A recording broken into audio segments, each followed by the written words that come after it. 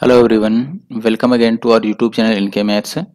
आज की इस वीडियो में दोस्तों हम सीजीएल प्री एग्जाम 2022 का मैथ्स पेपर सॉल्व करने वाले हैं। कौन सी डेट का दोस्तों? 2 दिसंबर का सेकंड पेपर। ठीक है, यानी कि 2 दिसंबर का जो दूसरे शिफ्ट का पेपर है उसको मैं सॉल्व करने वाला हूं। और आपको बता दूं मैं कि जो वीडियो होती है दोस्तों मेरी सॉल्यूशन की वो बाइलिंगुअल होती है, means you will get Hindi and English. जो दोनों लैंग्वेज है वो कंबाइंड क्वेश्चन आपको मिलता है दोनों लैंग्वेज में। ठीक है, और अगर आपने हमारे यूट्यूब चैनल इनके मैथ्स अब तक सब्सक्राइब नहीं किया है then please subscribe the YouTube channel and hit the bell icon. अगर आप बेल आइकन को हिट कर लेते हैं, प्रेस कर लेते हैं और जो ऑल का बटन होता है उसको आप प्रेस कर लेते हैं तो आपको आने वाली सभी नई वीडियो की जानकारी ऑलरेडी मिलती रहती है। ठीक है, नोटिफिकेशन के माध्यम से। तो एक बात और, अगर आपको इसकी पीडीएफ चाहिए then you should join our Telegram group NK Maths Nandu Kumar. वहां पर ऑलरेडी मैंने पीडीएफ को अपलोड कर रखा है, कंबाइंड पीडीएफ हिंदी इंग्लिश दोनों में। ठीक है, और अगर आपको पार्टिकुलर शिफ्ट की पीडीएफ चाहिए तो भी आपको हमारा टेलीग्राम ग्रुप ज्वाइन करना पड़ेगा। वहां पर जैसे ही ये वीडियो यूट्यूब पर प्ले हो जाती है तो वीडियो एक बार पूरी प्ले होने के बाद आपको इसकी पीडीएफ विद सॉल्यूशन प्रोवाइड करा दी जाते ही हमारे Telegram group NK Maths Nandu Kumar पे। ठीक है, तो मैं चाहूंगा कि आप जरूर से हमारे इस टेलीग्राम ग्रुप को ज्वाइन कर लें और यूट्यूब पर भी सब्सक्राइब कर लें।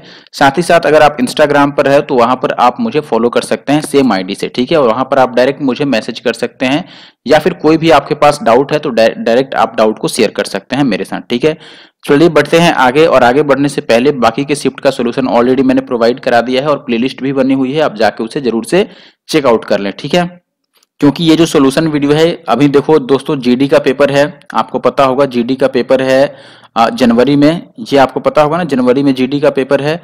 और साथ ही साथ अब सीएचएसएल टायर 1 का भी फॉर्म डाला जा रहा है तो इसका भी पेपर होगा, तो उसमें भी अब सेम पैटर्न है। आपको पता है सीजीएल मेंस होना है, उसका भी पैटर्न सेम है। तो इन सभी आगे जो भी परीक्षाएं आने वाली हैं एसएससी द्वारा आयोजित की जाने वाली हैं उन सब में ये काफी हेल्पफुल साबित होने वाला है। तो जरूर से आप वीडियो को पूरी देखिए और हर एक क्वेश्चन को मेरे सॉल्व करने से पहले आप खुद से ट्राई कीजिए। ठीक है, बढ़ते हैं पहले क्वेश्चन की तरफ। चलिए, तो जो फर्स्ट क्वेश्चन है अपने पास कह रहा है कि in an election between two candidates the defeated candidate secured 42% of the valid votes polled and lost the election by this number of votes. If this number of votes were declared invalid and 20% people did not cast their vote, then the invalid votes were what percentage? इसमें space आना चाहिए था, यहां पर भी declared के बाद आना चाहिए था, वो कोई बात नहीं है, आप समझ जाना। ठीक है, बात की गहराई को समझिएगा। तो आपसे ये कह रहा है कि then the invalid votes were percentage of the votes which people did not cast। ठीक है, यानी कि आपको देखो यहां पर भी समझ सकते हो, आप हिंदी में भी सेम चीजें लिखी हुई है। आपको बताना है कि अमान्य वोट लोगों द्वारा डाले गए मतों का कितना परसेंट है। ठीक है, तो यहां पर सबसे पहले हम निकालते हैं। देखिए, यहां हिंदी और इंग्लिश में थोड़ा सा अंतर हो गया है, हिंदी में कुछ और पूछ लिया, इंग्लिश में यहां पर डिड नॉट कास्ट लिख दिया। चलो मैं हिंदी के हिसाब से अभी सॉल्व करता हूं। ठीक है, देखो इसमें जो भी लिखा है आप समझ पा रहे होंगे। टोटल मान लो, मैं टोटल नंबर ऑफ वोट्स मान लूं, ध्यान दीजिएगा, total number of registered vote में मान रहा हूं, यानी कि जितने लोगों का रजिस्ट्रेशन हुआ है वोट डालने के लिए उनकी संख्या जो है वो 100x है। ठीक है, अब इसमें से आपको ये पता है दोस्तों कि 20% लोगों ने अपना वोट डाला ही नहीं, तो टोटल कितने वोट डाले गए। ठीक है, यानी कि मैं यहां पर लिख देता हूं, चाहो तो आप, कि डाले गए वोटों की संख्या। ठीक है, तो आप ये बोलोगे कि 100x टोटल इतना रजिस्टर्ड थे लोग, लेकिन इसमें से 20% लोगों ने वोट नहीं डाला, यानी कि 80% लोगों ने वोट डाला, 80% लोगों ने वोट डाला। अब 80% लोगों ने वोट डाला, लेकिन इसमें से भी 82,560 लोगों का वोट काउंट नहीं किया गया। तो टोटल जो वैलिड वोट हैं, ठीक है, नंबर ऑफ वैलिड वोट्स, ठीक है, यानी कि मान्य वोट कितने हुए, तो आप बोलोगे कि 80x में से क्या करो दोस्तों, 82,560 को कर दो माइनस, जो बच गया वो मान्य वोट है। अब इस मान्य वोट में से जो हारा है उसको मिला है 42%। हारने वाले को अगर 42% मिला तो जीतने वाले को कितना मिला होगा, 100 में से 42 माइनस कर दो, 58% जीतने वाले को मिला होगा। तो जीतने वाले को कितना परसेंट ज्यादा मिल गया, यहां से जीतने वाले को टोटल 16% ज्यादा मिल गया। लेकिन क्वेश्चन में कह रहा है कि ये जो 16% है वो 7,68,400 के बराबर है। तो आप यहां पर ये डायरेक्ट चीज लिख लो दोस्तों कि 80x और माइनस का 82,560 इसका जो 16% है दोस्तों, ये कितना बनेगा आपका क्वेश्चन के हिसाब से 7,68,400। 16 से अगर मैं इसको काटता हूं तो 16 चौके 64, ठीक है, फिर बचेगा 12, तो 16 अट्ठे 128, फिर 0 और 16 दूना 32, और फिर 16 पच्चे 80, ठीक है, ये आ गया। अब अगर इस 100 को मैं इस साइड लेके जाऊं तो ये आएगा 80x और माइनस 82560 इक्वल टू 480254 और 00। तो यहां से 80x की वैल्यू कितनी हो जाएगी, इसको लाके इधर ऐड करोगे तो लास्ट में 60 तो बनेगा ही बनेगा, और फिर बनेगा 5 और 5 10 का 0, और फिर 2 और 2 4 और 1 5, और फिर 8 में 0 ऐड करोगे तो 8, और इधर आएगा 48। ये आ गया 80x की, मैं साफ साफ लिख देता हूं 4885060, ये आ गया टोटल, ठीक है। और ये जो आ रहा है दोस्तों, ये किसकी संख्या हो गई, 80x की। 80x का मतलब डाले गए वोटों की संख्या, ठीक है। और सवाल में यही पूछा है कि अमान्य वोट डाले गए वोटों की संख्या का कितना प्रतिशत है। तो अमान्य वोट कितना है, अब देखो परसेंटेज निकाल लो। अमान्य वोट कितना है, 82,560, और कितने वोट डाले गए 80x। 80x का मान यहां पर आ चुका है 488560 और इंटू का 100, ये बताना है। तो ओवरऑल आप देख के ये अंदाजा लगा पा रहे होंगे कि क्वेश्चन है ये बहुत कैलकुलेटिव और टाइम टेकिंग भी है, ठीक है। अब यहां से भी कैलकुलेशन इतना इजी नहीं है, लेकिन ऑप्शन के थ्रू आप जा सकते हो, क्योंकि देखो ये दोनों तीनों ऑप्शन है, ये सब 10 के बहुत करीब है। तो आप चेक कर लो कि क्या ये 10 से जा सकता है। देखो अगर इसमें 10 से मल्टीप्लाई करोगे, चलो लेट से मैं 1 0 से 1 0 काट भी देता हूं, तो यहां पे बस 2 0 आपका बचेगा, यानी कि ओवरऑल बचेगा 825600, और अपॉन का बचेगा 488506। अब देखो अगर मैं इसको 10 से गुना करूं तो ये बनेगा कितना, यहां पे 0 लगेगा, यानी कि 3 2 5, 48 लाख और 85,000 बनेगा। लेकिन ऊपर वाला जो वैल्यू है ये कितना है दोस्तों, ये 8 लाख समथिंग है, 8,25,600 है, और ये 48 लाख बन जा रहा है 10 गुना में। तो डेफिनेटली आप समझ रहे हो कि 10 गुना तो नहीं होगा, ये 10 से बहुत कम ही आंसर आएगा, और 10 से जो बहुत कम है वो ऑप्शन डी में है। तो ऑप्शन डी अपना सही आंसर है, ठीक है। पूरा बिल्कुल भी कैलकुलेट नहीं करोगे आप, अगर पूरा कैलकुलेट करोगे तो शायद आपको बहुत ज्यादा टाइम लग जाए और फिर भी आप सही आंसर पे ना पहुंच पाओ, ठीक है। तो इतनी समझ आप में होनी चाहिए कि पूरा बिना कैलकुलेशन किए आप ऐसे क्वेश्चन में अपना दिमाग चला के आंसर निकाल सकें। अगला सवाल है, if the side of an equilateral triangle is 24 centimetre, what is the area. तो ये हो गया आपके लिए होमवर्क। इसका जो आंसर है वो आपको कमेंट बॉक्स में कमेंट करना है, because this question is so easy. आगे बढ़ते हैं अब नेक्स्ट क्वेश्चन, क्वेश्चन नंबर 3 अपने पास है। आप देखिएगा यहाँ पर ये डायग्राम जो है ये बहुत क्लियर नहीं दिख रहा होगा आपको, मैं पहले थोड़ा इसको बड़ा कर देता हूं। देखिए इसमें आपसे क्या पूछा गया है, विच सब्सटेंस इज या फिर आर यहां पर होगा, इज या are, which substance is, are की तो जरूरत ही नहीं है, आर हो भी सकता है क्योंकि ऑप्शन में दो है, तो आर भी यहां पर पॉसिबल है।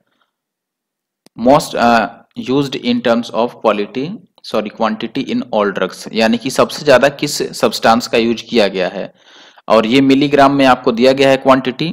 और यहाँ पे लिखा गया है कि ये जो कलर है ये वाला, ये P3 है, और जो येलो टाइप का है या ऑरेंज टाइप का ये P2 है, और जो ब्लूइश है वो है P1, ठीक है, और जो पेंसिल कलर है वो है P3। तो डेफिनेटली आपको तीनों को ऐड कर लेना है और बताना है ये कौन सबसे ज्यादा है। तो अगर आप P1 को ऐड करते हैं जो ब्लू है, तो देखो P1 इसमें कितना है, 6 है। चलो ब्लू वाले को हम इसी से ऐड कर लेते हैं, और इस वाले लाइन में कितना है, ये जो ब्लू है ये 5 है, इसमें कितना है ब्लू वाला 4 है, और यहाँ पे ब्लू वाला कितना है 3 है।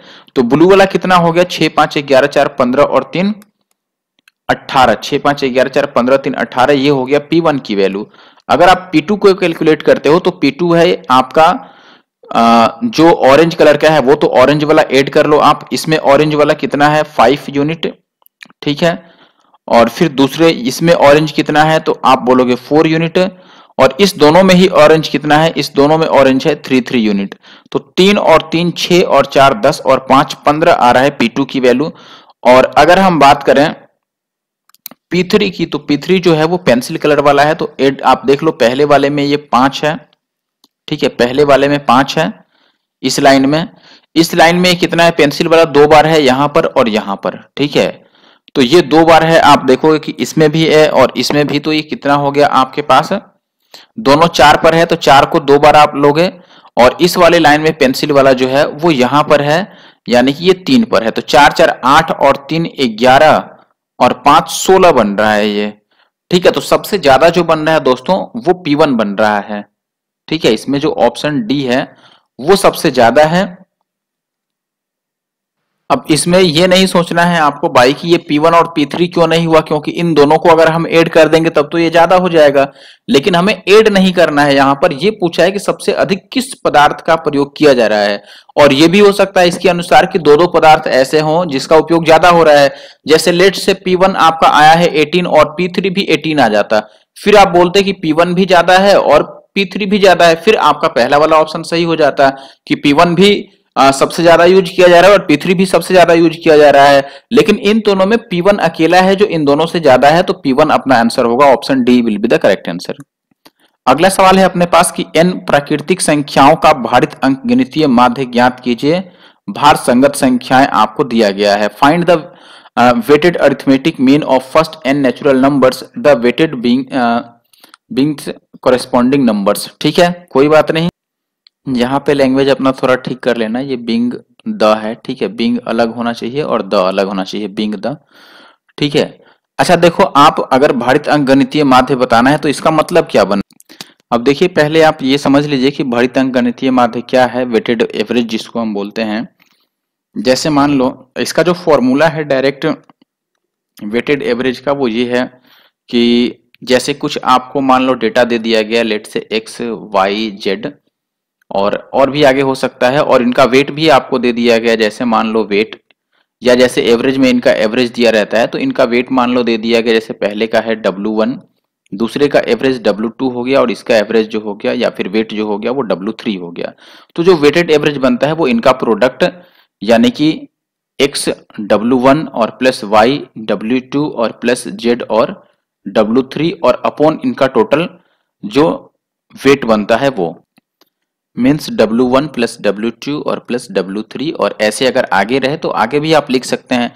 अब यहां पर आपको जो प्रश्न दिया गया है क्वेश्चन, इसमें प्रथम n प्राकृतिक संख्याओं को लेने की बात की गई है, यानी कि फर्स्ट n नेचुरल नंबर्स। अब ध्यान से समझिएगा, पहले n नेचुरल नंबर्स का मतलब है कि अगर मैं नंबर्स को मानूं 1 2 3 4 और डैश डैश n तक, तो इनका जो वेट लेना है आपको, वेट के बारे में यहां पर कहा गया है कि जो भार है वो संगत संख्याएं ही है। भाषा समझिएगा, इसका लैंग्वेज यहां पर आपको पकड़ना पड़ेगा, समझना पड़ेगा।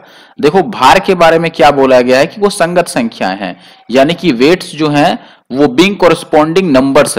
ठीक है, यानी कि जैसे पहले जो संख्या है 1, उसका भार कितना होगा, उसका वेट 1 ही होगा, संगत संख्या वही रह जाएगी। 2 का वेट कितना होगा, 2 ही होगा। 3 का वेट कितना होगा, 3 ही, और 4 का वेट 4 ही। इस तरीके से n का वेट n ही रह जाएगा। तो अगर अब आप वेटेड एवरेज इनका निकालोगे तो आप बोलोगे वो नंबर और इंटू उनका वेट, यानी 1 का स्क्वायर, फिर दूसरा नंबर इंटू दूसरे का वेट यानी 2 का स्क्वायर, दोनों को मल्टीप्लाई करोगे तो स्क्वायर हो जाएगा। ऐसे ही 3 को 3 से करोगे तो 3 का स्क्वायर, और प्लस लास्ट में आपको मिलेगा n का स्क्वायर, और अपॉन टोटल वेट ऐड करोगे तो 1 प्लस 2 प्लस 3 प्लस और डैश डैश n आएगा। ठीक है, मैं डायरेक्ट चाहता तो आपको फॉर्मूला बता देता, लेकिन मैं आपको तरीका बता रहा हूं, आप अच्छे से समझ लो। अब आपको पता है कि स्क्वायर के सम का जो फॉर्मूला होता है दोस्तों, ये क्या होता है, n इंटू n प्लस 1 और इंटू 2n प्लस 1 और डिवाइडेड बाई 6, और अपॉन ये 1 से लेकर n तक की प्राकृतिक संख्याओं को जोड़ने का फॉर्मूला होता है n into n plus 1 by 2। तो ये ओवरऑल कितना बन गया, n इंटू एन प्लस 1, ठीक है, और इंटू का 2n प्लस 1 बाई 6, और इंटू बना 2 by n into n plus 1। अब आप देखते हो कि इससे ये तो पूरा कट जाएगा, और 2 से 2 3 6 कट जाएगा, तो बचेगा 2n प्लस 1 बाई 3, और ये कहां पर है, ये ऑप्शन सी में है। डायरेक्ट फॉर्मूला तो यही आएगा, लेकिन सॉल्व कैसे होगा, तरीका क्या है, ये मैंने बता दिया है। आप जरूर से लाइक करो और कमेंट करके मुझे बताइए कि आपको ये बात समझ आई कि नहीं। और ये थोड़ा अलग क्वेश्चन है, जिसको पहले से नहीं पता होगा, चाहे वो डायरेक्ट फॉर्मूला हो या फिर ये तरीका हो, वो शायद इस क्वेश्चन को ना कर पाया हो।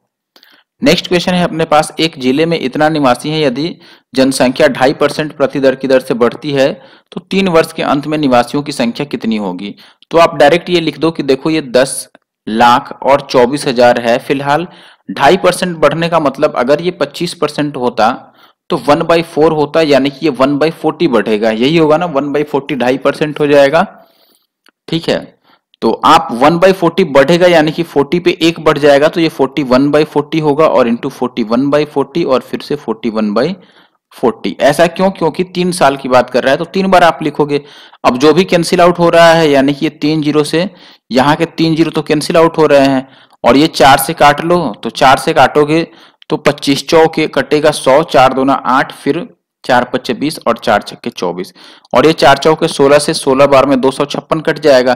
तो आपके पास जो यूनिट डिजिट आएगा, देखो 6 एकम 6, और फिर से ये एक एक ही है तो 6 ही आएगा लास्ट में, ये दोनों तो पॉसिबल नहीं है। ठीक है, अब साथ साथ ये भी होगा कि वो आंसर 16 से कटेगा भी, या फिर आप चाहो तो डिजिट सम ले लो, लेकिन डिजिट सम नहीं ले सकते क्योंकि यहां पर सब में ऑप्शन क्या है, सेम है। तो या तो अब आपको 41 का क्यूब याद हो, या फिर 16 से कटने वाला आप ऑप्शन चेक करो। 16 से कटने वाला कैसे चेक करोगे? लास्ट का 4 डिजिट जो भी कट जाए, ठीक है, वो 16 से कैंसिल आउट हो जाएगा। तो इसको काट के देखो, जीरो को तो कुछ मानोगे नहीं, और ये 16 से काटोगे, 16 चौके 64, तो बचेगा 6 और 3 9, 16 छक 96 तो कट जा रहा है, और ये 16 एक बार में तो 7 4 11 और 3 तो 16 7 112, दोनों ही कैंसिल आउट हो जा रहा है। तो डेफिनेटली आपको अब मल्टीप्लाई ही करना पड़ेगा। तो ये हो गया 16 और इंटू 41 का स्क्वायर अब लिखना पड़ेगा आपको, या फिर इन तीनों को मल्टीप्लाई करना पड़ेगा। ठीक है, ये कैलकुलेशन बचता है। अब 41 का जो क्यूब होता है ये होता है 68,921, आप मल्टीप्लाई करके चेकआउट कर लेना, और इंटू का ये 16। अब 16 से आप मल्टीप्लाई कर लो, तो ये कटोगे, आप करोगे 16 एकम 16 का 6 हासिल, 1 और 16 दूना 32 और 1 33, फिर बचेगा आपके पास 3, तो 16 9 होगा 144, और 3 147 यानी 7, तो फिर 14 रह जाएगा, फिर 16 अट्ठे 128 और 14 तो 2 आएगा यहाँ पर, तो लास्ट में जिसमें 27 36 है वो सही आंसर होगा, यानी कि ऑप्शन बी। ठीक है, थोड़ा कैलकुलेशन है आज के क्वेश्चन में, देख पा रहे होंगे आप। अगला क्वेश्चन है कि किसी काम को पूरा करने के लिए या फिर करने में ए बी से 2 गुना और सी से 3 गुना समय लेता है। ठीक है, किसी काम को करने के लिए ए बी से 2 गुना और सी से 3 गुना समय लेता है, एक साथ कार्य करते हुए वे कार्य को 8 दिनों में पूरा कर लेते हैं। कार्य को पूरा करने के लिए एबीसी द्वारा लिया गया समय कितना होगा? देखो, एबीसी की अगर मैं बात करूं तो जो एफिशिएंसी है उसके बारे में आपको बोला गया है दोस्तों कि ए बी से डबल है और सी से 3 टाइम्स है। ठीक है, यानी कि आप ये बोलोगे कि 1 से 3 गुना और 1 से 2 गुना है, तो इसको आप 6 मान लो, यानी कि ए की एफिशिएंसी अगर 6 है तो चूंकि ये बी से डबल है तो बी कितना हो जाएगा? आधा, यानी 3, और ये सी का 3 गुना है तो सी इसका 1/3 हो जाएगा, यानी कि 2। ये इनका एफिशिएंसी हो गया। ठीक है, और अगर वो एक साथ मिलके काम करते हैं दोस्तों तो 8 दिन में काम पूरा कर देते हैं। अब देखो यहां पर टोटल वर्क कितना होगा, आप लिखोगे कि अगर ये तीनों मिलके काम करें तो 6 3 9 और 2 11 के हिसाब से 8 दिनों में 88 यूनिट का काम कर देंगे। अब इनके द्वारा अलग अलग 6 3 9 और 2 11 के हिसाब से 88 दिनों में ये काम पूरा करेंगे। ठीक है, कुछ गलत हो गया क्या? अच्छा, ये टाइम था और हमने इसको एफिशिएंसी मान लिया, सॉरी, चलो इसको मैं मिटा ही देता हूं। ठीक है, बेसिकली ये टाइम था ना, तो यहां से एफिशिएंसी हमने गलत लिख दिया, ये टाइम था। इसको ऐसे लिखें तो ज्यादा बेटर होगा, आप इस तरीके से समझ लो। जैसे मान लो ए हो गया, बी हो गया, सी हो गया। टाइम के लिए क्या रेशियो दिया गया है कि ये 6 है तो ये 3 है और ये 2 है, तो एफिशिएंसी क्या हो जाएगा? इनका एलसीएम ले लो, तो आप बोलोगे कि 6 3 18 दूना 36, नहीं 12 एलसीएम हो रहा है ना, तो ये बन जाएगा 6 दूना 12 और ये 3 चौके 12 और ये 2 छक्के 12। ये इनकी एफिशिएंसी का रेशियो आ रहा है। तो 8 दिनों में ये टोटल कितना काम कर पाएंगे? 8 इंटू 6 4 10 और 2 12, यानी कि 12 अट्ठे 96 यूनिट, ये हो गया टोटल वर्क। अब देखो ए अगर करेगा तो 2 के हिसाब से इसको कितना टाइम लग जाएगा भाई? 96 यूनिट काम करने में 48 दिन। तो 48 ऑप्शन डी में है, तो ऑप्शन डी ही सही हो गया, बाकी को भी आप चेक कर सकते। अगला सवाल देखिए 7 नंबर में, सिंप्लीफाई करना है इसको। आपको ये वैल्यू दे रखा है कि ये जो वैल्यू है वो इसके बराबर है। अब एक बात समझो, अगर मैं यहां से ये कहूं दोस्तों कि इसको इससे मल्टीप्लाई कर लो, तो ये x square plus y square कितना बन जाएगा? एक्स को इधर ले जाओगे तो 5x के बराबर बन जाएगा। अब इसमें देखो x square plus y square है, तो उसके जगह पर अगर मैं 5x लिख दूं तो साथ में 2x और बच जाएगा, यानी कि 5 और 2 7x ऊपर आ जाएगा। और नीचे वाले में से अगर मैं यहां पर देखो, अब इसमें एक और काम करता हूं। मान लो इसमें मैं x से सबको मल्टीप्लाई कर दिया, तो अगर इसको मैं सबको आप x से मल्टीप्लाई करोगे तो ये बनेगा x cube plus y plus x और वाई स्क्वायर, और इधर बनेगा 5x स्क्वायर। और अगर मैं इसको इधर लेके आ जाऊं तो ये बनेगा x cube minus 5x square equal to minus का x और वाई स्क्वायर। तो वही वैल्यू हम यहाँ पे पुट कर देते हैं जो नीचे मांग रहा है आपका x क्यूब और माइनस 5x स्क्वायर, इसके जगह पर मैं माइनस का x और वाई स्क्वायर पुट कर सकता हूं। तो ये x से x कटेगा तो ये 7 बाई वाई स्क्वायर बचेगा नेगेटिव का। तो ये ऑप्शन डी में है, तो ऑप्शन डी सही आंसर। आठवां जो सवाल है अपने पास, अर्धगोले का व्यास 28 है तो अर्धगोले का आयतन, अर्धगोले का आयतन क्या होता है 2/3 और पाई यानी 22/7 और आर क्यू, तो ये 28 है तो 14 बनेगा, 14 गुना 14 गुना में 14 ये निकालना है। तो आप 7 से देखो कि ये कट जाएगा दोस्तों, 7 दूना 14, ठीक है। तो ऊपर बच जाएगा आपके पास 2 दूना 4 और 22 चौके 88 और गुना में 14 का स्क्वायर कितना हो जाएगा दोस्तों 196 और बटा ये 3। तो इसको मल्टीप्लाई करके अब 3 से डिवाइड करने की बात आ गई, ठीक है। तो डेफिनेटली थोड़ा सा कैलकुलेशन फिर से बढ़ गया, तो मैं इसको पहले 8 से और फिर 11 से मल्टीप्लाई कर लेता हूं। अगर मैं इसको 8 से मल्टीप्लाई करता हूं तो 8 छक्के 48 और 19 अठे 152 और 4 156 और गुना का 11 बचेगा और डिवाइडेड बाई 3। अब 11 से अगर मल्टीप्लाई करना हो इसको तो ये बनेगा 8 एकम 8, 8 और 6 14 का 4, 6 5 11 और 1 12, 5 1 6 और 1 7 और फिर 1 का 1 और बटा 3। तो 3 से अगर आप इसको डिवाइड करते हो तो ये 3 5 15, यानी कि यहां से ये बात क्लियर है। पहले 5 आने का मतलब कि ऑप्शन जो है जो भी 5 से स्टार्ट हो रहा है वही सही होगा। 3 5 15 बचेगा आपके पास 2 और 2 तो 3 7 21, तो 5 7 से जो स्टार्ट हो रहा है ये सही आंसर है ऑप्शन ए, ठीक है। क्वेश्चन नंबर 9 पर आ जाते हैं। क्वेश्चन नंबर 9 में आपको a प्लस बी 5 दिया है, ए बी इतना दिया है, तो इसका वैल्यू पूछ रहा है। अगर मैं इसको दोनों साइड स्क्वायर कर दूं तो ये A square plus B square plus 2ab आ जाएगा, 5 का स्क्वायर 25 और 2ab की जगह पर यहां से मैं 6 दूना 12 रख सकता हूं। ab अगर 6 है तो 2ab कितना हो जाएगा 12, और इस 12 को इधर लाके अगर आप माइनस कर दे तो a square plus B square कितना बन जाएगा 13। और यहां पर आपको बताना है 3 times of a square plus B square, तो 13 या 39, यानी कि ऑप्शन ए जो है वो सही आंसर है। क्वेश्चन नंबर 10 की अगर मैं बात करूं तो कह रहा है कि इन ट्रायंगल एबीसी AB और AC सेम है, O is a point on BC such that BO equal to CO and OD is perpendicular to AB and OE is perpendicular to AC। If angle BOD is 60 degree then measure of angle AOE is. अब जैसा बोला गया है एक यहाँ पर question में वैसा मैंने डायग्राम ड्रॉ कर लिया है। देखो ट्रायंगल ABC मैंने बना दिया, फिर O जो है वो BC पे एक ऐसा पॉइंट हो गया कि BO जो है ये सेम हो गया OC के, यहाँ पर BO और OC सेम होना चाहिए। फिर OD AB पर लंबवत है तो OD जो है ये परपेंडिकुलर टू AB हो गया, और ऐसे ही OE जो है ये AC पर परपेंडिकुलर है तो ये परपेंडिकुलर बन गया। फिर आपसे कह रहा है कि BOD 60 डिग्री है तो BOD ये बन गया आपके पास 60 डिग्री, और शुरू में ये भी दिया था कि AB और AC भी सेम है, यानी कि ये पूरी लाइन इस लाइन के सेम है। अच्छा देखो, अगर ये दोनों लाइन सेम हो गया तो आप ये कह पाएंगे कि ट्रायंगल एबीसी जो है ये एक आइसोसेलेस ट्रायंगल हो गया, यानी कि समद्विबाहु त्रिभुज हो गया जिसमें दो साइड सेम रहता है। और ये O जो है ये मिड पॉइंट भी है क्योंकि ये दोनों सेम हो गया।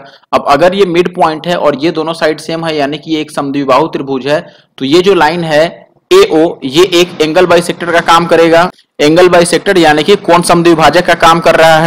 अब आप समझिए, अब अगर ये 60 डिग्री है और ये 90 डिग्री है दोस्तों, ये भी 90 डिग्री है, तो और ये भी 90 डिग्री ही होगा उस हिसाब से। अब अगर ये 60 है ये 90 है तो ये कितना हो जाएगा 30, ठीक है।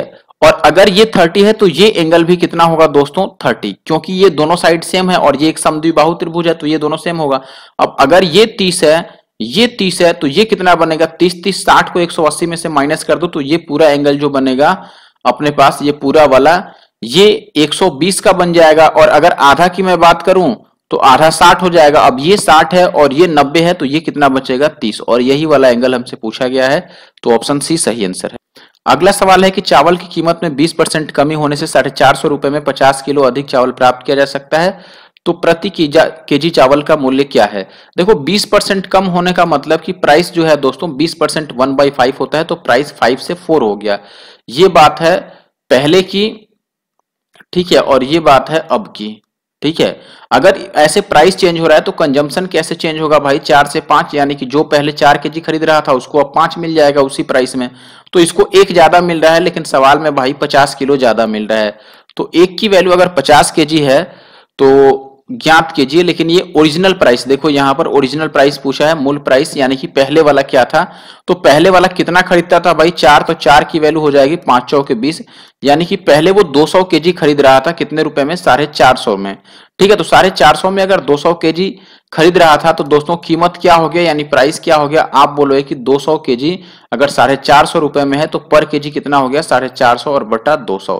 तो ये जीरो से जीरो कट जाएगा। ठीक है, और ये 45 बचे 225 होता है तो 2.25 आएगा। ठीक है, यानी कि ऑप्शन जो डी है वो सही आंसर। अगला सवाल है अपने पास क्वेश्चन नंबर 12। एक घन का पृष्ठीय क्षेत्रफल दिया है, आयतन पूछ रहा है। पृष्ठीय क्षेत्रफल 6l² होता है जो कि 864 है, और आयतन क्या होता है, l³। तो वो किसी ना किसी का परफेक्ट क्यूब निकलेगा। 6 से इसको काट दो पहले, तो आप देखो कि ये 6 एक बार में हो गया, 2 6, तो 6 चौके 24 और 6 चौके 24। अगर ये l² की वैल्यू है तो l कितना हो गया, 12, और l³ कितना होगा, 12 का क्यूब जो कि होता है 1728। ये तीनों तो हो भी नहीं सकता है, क्योंकि 12 जो है वो एक सम संख्या है, इवन नंबर है, तो उसका जो क्यूब आएगा वो भी इवन आएगा, ये सारे तो ऑड हैं। अगला सवाल है, विद्यार्थियों की एक कक्षा में पहले विद्यार्थी के पास 2 टॉफी, दूसरे के पास 4 टॉफी और तीसरे के पास 6 टॉफी है। यदि कक्षा में छात्रों की संख्या 25 है तो टॉफी की कुल संख्या डैश से विभाज्य होगी। ठीक है, अब देखो जो कुल संख्या बनेगा यानी कि टोटल नंबर बनेगा, ये आप कैसे निकाल पाओगे। देखो ये कि पहले विद्यार्थी के पास 2 टॉफी है तो 1 इंटू 2 ये पहले वाला हो गया, प्लस दूसरे के पास 4 है यानी कि 2 इंटू 4, वैसे ही तीसरे के पास 6 है यानी कि 3 इंटू 6, और प्लस ऐसे ही सबका पास डबल होगा, 4 के पास 8 हो जाएगा, और डैश डैश लास्ट में 25वां जो है उसके पास कितना बन जाएगा, 50। ठीक है, अब देखिए ये कैसे कैलकुलेट होगा। अगर मैं 2 कॉमन ले लूं तो आपको पता है कि अंदर इसमें बस 1 रह जाएगा, प्लस ये 2 निकल जाएगा तो 4 रहेगा, 4 यानी 2 का स्क्वायर, और ये 1 का स्क्वायर हो गया, और प्लस इसमें से देखो अगर 2 निकल जाएगा तो ये 3 रहेगा, यानी कि यहाँ 3 का स्क्वायर आ गया, इसमें से 2 निकल जाएगा तो ये 4 का स्क्वायर आ जाएगा, और प्लस डैश डैश यहाँ से ये 25 तो है ही, ये भी अगर आधा हो गया 2 निकल गया तो ये 25 का स्क्वायर आ जाएगा। अब कैलकुलेट कर लो 2 और इंटू इसका फॉर्मूला बना दो। फॉर्मूला आपको पता है 1 square plus 2 square plus 3 square plus dash dash, अगर n स्क्वायर है तो ये n इंटू n प्लस 1, और फिर 2n प्लस 1 और बाई 6। अभी मैंने किसी क्वेश्चन में बताया था इसी वीडियो में, तो यहाँ पे अप्लाई कर दो। n की जगह पर टोटल 25 संख्याएं हैं या 25 विद्यार्थी हैं तो 25, फिर n प्लस 1 यानी 25 और 1 26, और 2n प्लस 1 यानी कि ये आ जाएगा 25 दूना 50 और 1 51 और बटा 6। तो ये 2 से कट जाएगा, 2 तिया 6, और 3 से कट जाएगा 17 तिया 51। अब देखो बचा आपके पास 25 गुणा में 26 गुणा में 17, तो ये किससे किससे कट रहा है, ऑप्शन से चेक कर लो। देखो 5 से तो कट ही रहा है, ये 26 13 से कट रहा है, और 2 से कट रहा है, और ये 17 से भी कट रहा है, तो 17 2 13 और 5। देखो 17 तो किसी भी ऑप्शन में नहीं है, हटा दो, 2 भी नहीं है किसी ऑप्शन में, हटा दो, तो 5 और 13 बचता है जो कि ऑप्शन बी में है, तो ऑप्शन बी सही आंसर है। अगला सवाल ये बहुत आसान है, तो ये होमवर्क हो गया आपके लिए, इसका आंसर आपको फिर से कमेंट बॉक्स में कमेंट करना है। ठीक है, आगे बढ़ता। अगला सवाल आपसे पूछा गया है दोस्तों, what will be the least number which when doubled will be exactly divisible by this numbers. देखो जो डबल होने के बाद इनसे कट जाए, तो ये तो ऑप्शन से ही हम चेक कर सकते हैं दोस्तों। देखो डबल होने के बाद ये तो नहीं कटेगा, क्योंकि 15 जो है वो 3 से कट रहा है, और 64 को डबल कर लो तो भी ये 3 से नहीं कटेगा, 32 को भी डबल कर लो तो भी 3 से नहीं कटेगा, ये दोनों डबल होने के बाद 3 से कट जाएंगे, तो 15 का तो रोल खत्म हो गया। 18 का मतलब 9 से कटना चाहिए, और दोनों ही 9 से कट रहा है। 25 का मतलब तो 25 से अभी भी दोनों कट रहा है, अब बचता है 32 से कटना चाहिए डबल होने के बाद। ठीक है, और वह छोटी से छोटी संख्या पूछ रहा है, तो इसको चेक नहीं करेंगे, पहले हम छोटे वाले को चेक करते हैं। अगर इसको डबल करेंगे तो ये 36 और गुणा का 2 बनेगा। चेक करो कि क्या ये 32 से कट जाएगा, 2 से काटोगे तो 16 दुना 32, और फिर ये कटेगा, देखो 4 चौके 16 और ये 9 चौके 36, 900, और 4 से ये पूरा कट जा रहा है 225 बार में, यानी कि ऑप्शन ए सही आंसर है। 7200 को नहीं चेक करेंगे क्योंकि वो तो बड़ी संख्या है और सबसे छोटा पूछा गया है। क्वेश्चन नंबर 16 कह रहा है कि the distance covered by a train is this in this hours is this, speed बताना है। स्पीड क्या होता है आपको पता है कि ये डिस्टेंस बाय टाइम होता है, समय इक्वल टू दूरी बटा सॉरी ये चाल है, चाल बराबर दूरी बटा समय। ठीक है, तो ये हो गया दूरी अपने पास, ये जो किलोमीटर में दिया गया है, कितना हो गया 125 और y क्यूब माइनस 1 और बटा ये हो गया समय यानी कि 5y माइनस 1। ये देखो a cube minus b cube पे चला गया ना, इसको आप चाहो तो ऐसे लिख दो कि ये 5y का क्यूब है और माइनस का 1 और नीचे ये 5y माइनस 1। अब ये a cube minus b cube लगाओगे तो आपको पता है कि ये आएगा 5y माइनस 1 यानी कि a minus b into a square यानी कि 5 × 25 और y cube sorry a square है y square minus a b यानी कि 5y और प्लस बी स्क्वायर यानी 1 का स्क्वायर 1 और बटा ये 5y माइनस 1। अब इससे ये कटेगा तो ये बचेगा 25y स्क्वायर माइनस 5y और प्लस 1, तो ऑप्शन बी में है, तो ऑप्शन बी अपना सही आंसर है। लेकिन यहां पर एक चीज तो हमने गलत ही कर दिया ना, ये माइनस है तो ये चीज प्लस में आएगा और इसके हिसाब से ऑप्शन डी सही हो गया, ऑप्शन बी नहीं। ठीक है, sorry for that. Next question पर आ जाता है, क्वेश्चन नंबर 17 पर। ये कह रहा है कि एक त्रिभुज की भुजाओं का अनुपात इतना है तो त्रिभुज कौन सा है। देखो भाई भुजा है 4, 6 और 8। ठीक है, अब बताओ क्या ये समकोण त्रिभुज है। समकोण तो तभी हो सकता है जब दोनों छोटी भुजाओं के वर्गों का जो योगफल हो वो बड़ी भुजा के वर्ग के बराबर हो, पाइथागोरस लगे। तो छोटी भुजा है 6 और 4, तो 4 का स्क्वायर 16 और 6 का स्क्वायर होता है 36। ये दोनों जोड़ने पर आपका 8 का स्क्वायर यानी 64 के बराबर नहीं आ सकता, यानी कि ये तो नहीं हो गया होगा। अब बचता है एक्यूट एंगल, अधिक कोण और समद्विबाहु त्रिकोण। ठीक है, समद्विबाहु भी नहीं होगा, आइसोसेलेस, क्योंकि इसमें कोई भी दो साइड सेम नहीं है।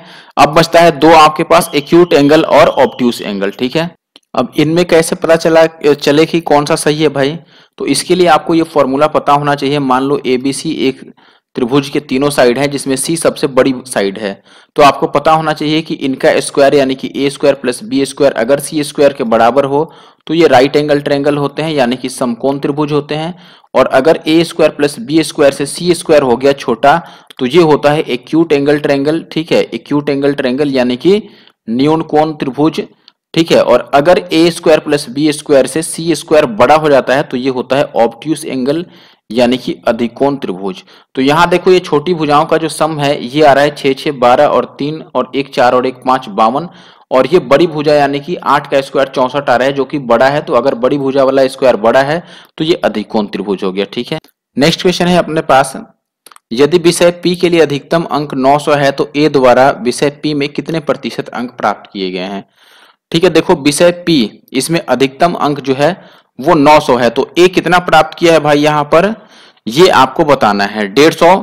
तो 150 कितना प्रतिशत बनेगा भाई 900 का, ये देख लो 900 का इंटू में 100, तो ये 15 छक्का 90, 100/9 होता है 16.67%, यानी कि ऑप्शन बी 1/6 का मतलब यही बनता है। नेक्स्ट क्वेश्चन पर आ जाता है, क्वेश्चन नंबर 19 आ गया अब। तो यहां पर बोल रहा है कि त्रिभुज एबीसी में बी समकोण है, ए बी 7 है और ये एसी माइनस बीसी दिया है एक, तो साइन सी का वैल्यू क्या होगा। मान लो मैं एक ट्रायंगल ड्रॉ कर लेता हूं ऐसे। ठीक है, और इसमें आप देखोगे कि ये हो गया ए और जो राइट एंगल ट्रायंगल है वो बी पर है, तो ये बी हो गया और ये बन गया अपने पास सी। आपको ये बोला गया है दोस्तों कि ए बी जो है वो 7 है और ए सी और माइनस का बी सी दिया हुआ है कि ये 1 है, ए सी माइनस बी। अब देखिए यहां पर अगर आप ऑप्शन के थ्रू देखो, आपसे पूछ रहा है साइन सी। साइन सी क्या होगा मेरे भाई, साइन सी होगा, देखो सी के सामने जो आ रहा है वो 7 है, तो 7 और बाई एच यानी कि ए सी, और चूंकि एच हाइपोटेनस है तो 7 से बड़ी होगी। ऊपर 7 किस में है, ऑप्शन डी में, तो ये सही आंसर हो गया। लेकिन अगर आपको पूरा सॉल्व करना हो तो भी आप कर सकते हैं, जैसे 7 है तो आप ट्रिपलेट देख सकते हैं, 7 से रिलेटेड 24, 25 वाला है, यानी कि इसको 24 और इसको 25 ले सकते हैं। इनका डिफरेंस 1 आ भी रहा है, बस वेरीफाई हो गया तो 7 और ये 25 नीचे आ जाएगा, 7/25। क्वेश्चन नंबर 19 की, अगर 19 के बाद अब 20 आ गया ना, तो अगर मैं 20 की बात करूं दोस्तों, तो यहां पे कह रहा है कि 400 मीटर की दौड़ में ए 16 मीटर प्रति सेकंड की गति से दौड़ता है, और यदि ए बी को 15 मीटर की शुरुआत देता है और फिर भी उसे 10 सेकंड से हरा देता है, तो बी की गति क्या है। देखिए अब जैसे मान लो मैं ये कहूं कि ए जो है उसको कितना डिस्टेंस कवर करना पड़ेगा, 400 मीटर। ए को जो डिस्टेंस कवर करना है, ठीक है, वो कितना करना है दोस्त, 400 मीटर, राइट।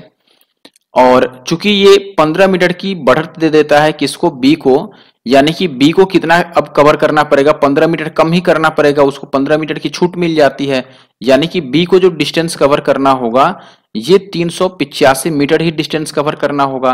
अब ए की चूंकि हमें स्पीड मालूम है कि इसकी जो स्पीड है दोस्तों वो है 16 मीटर पर सेकेंड का। तो इसके द्वारा लिया गया टाइम आप निकाल सकते हो डिस्टेंस बाय स्पीड से, यानी कि 400 और बटा 16। तो ये कट जाएगा 16 से 25 बार में, 25 अट्ठे 200 होता है, तो ये 400 उसका डबल है, यानी कि 2500 सेकेंड ये टाइम लगाता है। लेकिन इसमें ये कह रहा है कि इतना बढ़त मिलने के बाद भी जो ए है वो बी को 10 सेकंड से हटा देता है, यानी कि 10 सेकंड वो पहले पहुंच जाता है।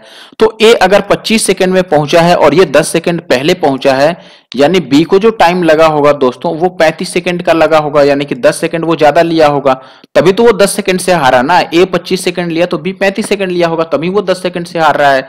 तो बी की स्पीड क्या रही होगी, स्पीड डिस्टेंस बाई टाइम होता है, तो डिस्टेंस हो गया 385 और टाइम हो गया 35, इससे काटोगे तो ये 11 बार में कट जाएगा, यानी कि ऑप्शन ए जो है वो सही आंसर है। अब आते हैं क्वेश्चन नंबर 21 पे। तो क्वेश्चन नंबर 21 जो है अपने पास दोस्तों, यहां पर बोला गया है कि if sine theta plus cos theta equal to √5 है, तो साइन, अच्छा √5 के साथ साइन 90 माइनस थीटा भी है, तो आपको बताना है कि कॉट थीटा क्या होगा। अच्छा, साइन 90 माइनस थीटा क्या होता है, ये देखो साइन थीटा और प्लस कॉस थीटा, ये हो गया √5, और साइन 90 माइनस थीटा तो कॉस थीटा ही होता है, तो ये कॉस थीटा हो गया। अब अगर मैं इस कॉस थीटा को इधर लाऊं तो साइन थीटा में कॉस थीटा से डिवाइड होके ये टेन थीटा बन जाएगा, और ये प्लस का 1 बन जाएगा कॉस बाई कॉस, और ये आ गया √5। ठीक है, तो यहां से टेन थीटा जो आएगा दोस्तों ये √5 और -1 आएगा, तो कॉट थीटा जो आएगा ये इसका अपोजिट होता है टेन का, तो ये 1/√5 -1 आएगा, और यहां से इसको रेशनलाइज करोगे तो ये √5 -1 और नीचे आ जाएगा 4, यानी कि option D will be the right answer.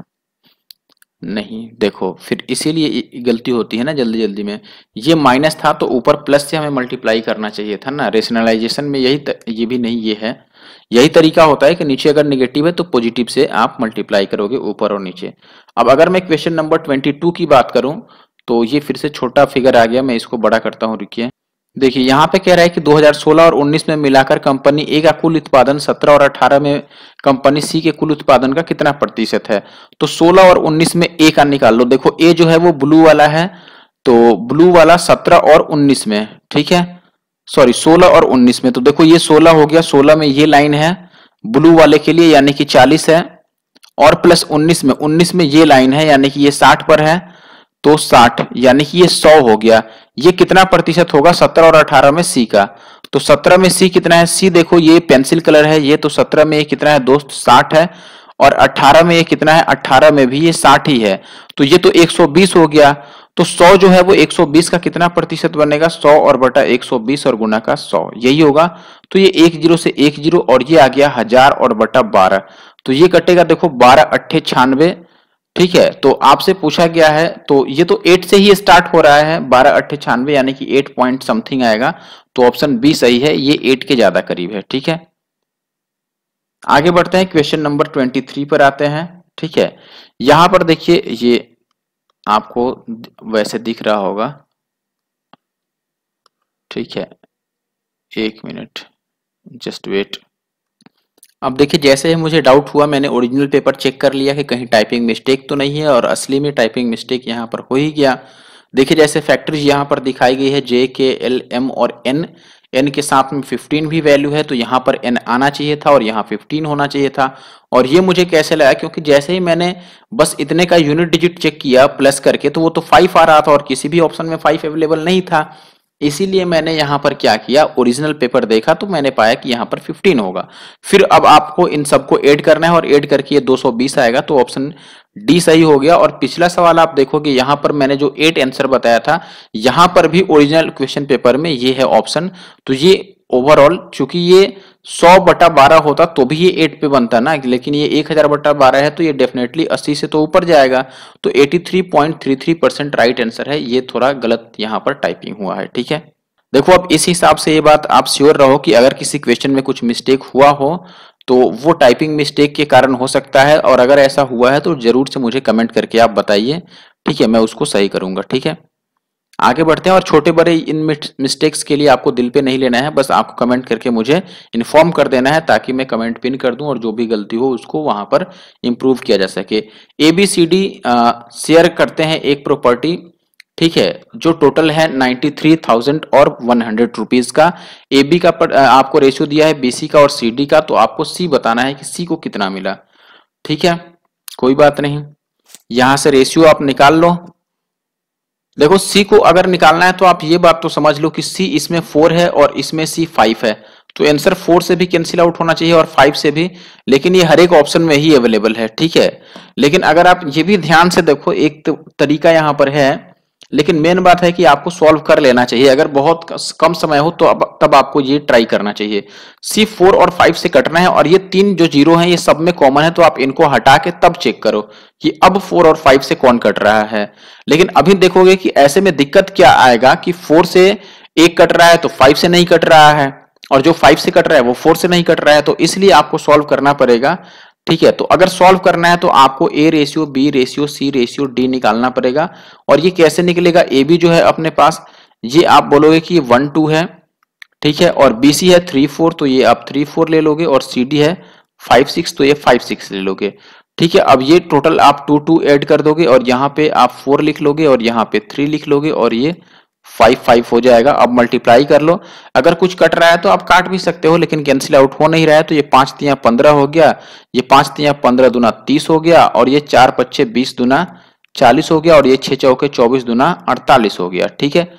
अब चेक कर लो जो ऑप्शन 48 से कट जाए, बात समझ रहे हो आप। अब देखिए यहां से आपको पता चला कि डी की वैल्यू 48 है, तो आंसर 100% 48 से कटनी चाहिए, लेकिन ऑप्शन में तो कोई भी 48 से नहीं कट रहा, क्यों? क्योंकि 48 जो है वो 3 का मल्टीपल है और ऑप्शन में से एक भी ऑप्शन 3 का मल्टीपल नहीं है। फिर चलो अब चलो आगे भी चेक कर लेते हैं। अगर आप सबका सम देखते हो, सबको जोड़ते हो, तो कितना आ जाएगा, 8 5 13 का 3 हासिल 1, 4 4 8 3 11 1 12 और 1 13, 133 टोटल वैल्यू आ रहा है, और क्वेश्चन में टोटल वैल्यू है आपके पास 93,100। तो इससे ये 7 बार में तो कटता नजर आ रहा है, 7 या 21 और 13 7 91 और 2 93, तो एक की वैल्यू आ गई अपने पास 700। अब यहां से आप ये अंदाजा लगाओगे कि एक की वैल्यू 700 है, तो आंसर 100% अब 7 का मल्टीपल होगा, जो कि ऑप्शन बी में है।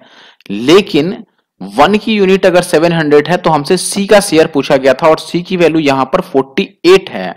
तो अगर 1 की वैल्यू 700 है तो अब हमें 48 की वैल्यू बतानी है।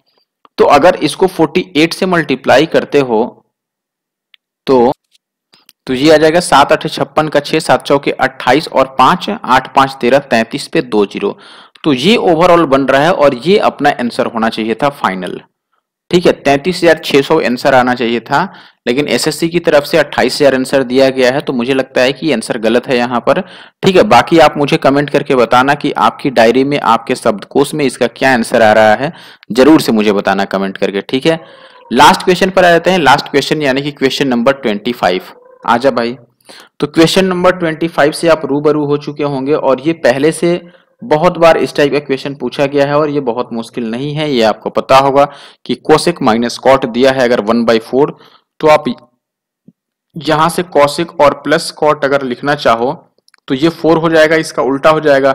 दोनों को अगर आप ऐड करते हो तो ये कॉसेक और सॉरी कॉट और कॉट कैंसिल हो जाएगा, और 2 कॉसेक की वैल्यू आ जाएगी 4 चौके 16 और 1 17/4।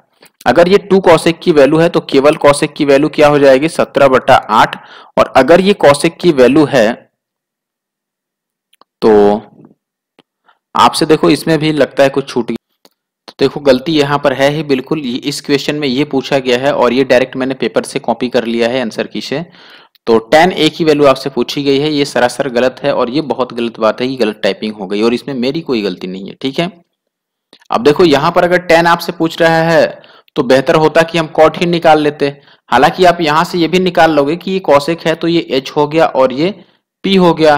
तो 8 15 17 वाला ट्रिपलेट आपको याद होगा, तो 15 बच गया। अब आपके पास क्या चीज दोस्तों, b की वैल्यू, और tan पूछ रहा है तो tan जो होता है ये होता है p/b। तो p आ गया आपके पास 8 और b आ गया 15, तो 8/15 यानी कि ऑप्शन ए सही होता। लेकिन यहीं पर अगर हमें पता होता कि tan a निकालना है तो हम इन दोनों को माइनस कर लेते। अगर माइनस कर लेते तो cosec कटता और cot बच जाता, और cot बचता तो बस उसका उल्टा कर देते, तो आपका आ जाता tan। बस इनको माइनस ही तो करना था आपको, 4 - 1/4 करना था, ये cot की वैल्यू दे देता, यानी कि cot की वैल्यू आपको आता 4 चौके 16 में से 1 गया 15/4।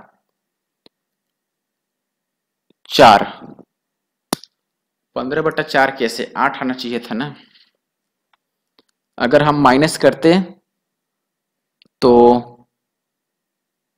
हाँ देखो, लेकिन दिक्कत फिर ये भी आता ना, यहाँ पर बात ये था कि ये 2 कॉट आता, ठीक है, और 2 से यहाँ पर आता तो ये 8 आ जाता। ये कॉट है तो फिर इसको अपोजिट कर देते तो 10 निकल आता। ठीक है दोस्तों, तो इस वीडियो में इतना ही। वीडियो कैसा लगा जरूर से कमेंट करके मुझे बताना। Thank you for watching the video. मिलते हैं नेक्स्ट वीडियो में। बाय।